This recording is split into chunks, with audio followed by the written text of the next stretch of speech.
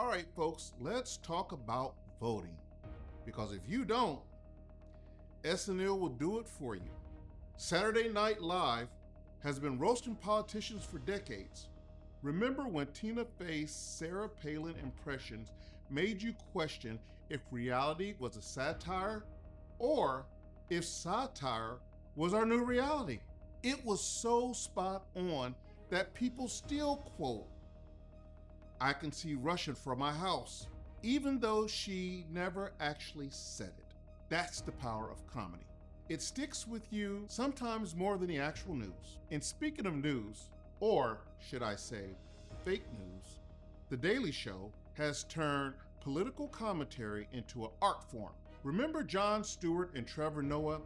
The gang had this incredible talent for taking the most depressing news and making it feel like you're just laughing with friends. Because if you don't laugh, you'll just cry, right? Like when they break down election results and you realize your state voted for this guy again. But hey, at least you get a good laugh out of it while wondering if you should move to Canada. But it's just not the big players. Shows like last week's Tonight Show with John Oliver. It takes a deep dive into the topics that we would otherwise avoid at all costs, like gerrymandering. I mean, who even knew what that meant until Oliver made it funny as hell as a stand-up routine about the DMV. He made gerrymandering sound like it was a villain in a bad action movie. Gerrymandering, coming to an election near you. And let's not forget SNL's legendary presidential debate with Alex Baldwin versus Jim Carrey as Trump versus Biden. It was like watching WWE, but with slightly better hair and fewer body slams. Who needs a moderator when you've got comedy writers crafting the most brutally honest zingers? Oh, and remember the Colbert Report? Or is it Colbert? Is it Daryll or Daryll? I can never get it right. Oh well, let's go with Colbert.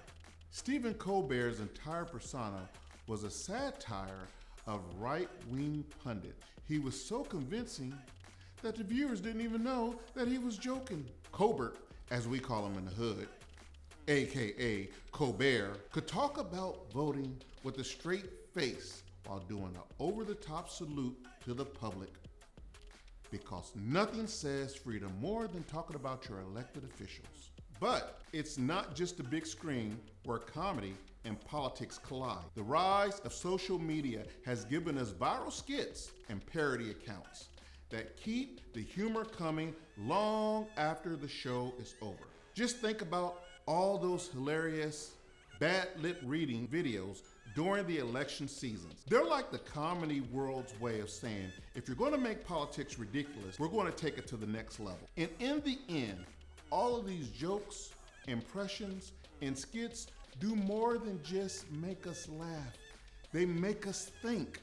They remind us that our votes shape the materials for the next season of political satire.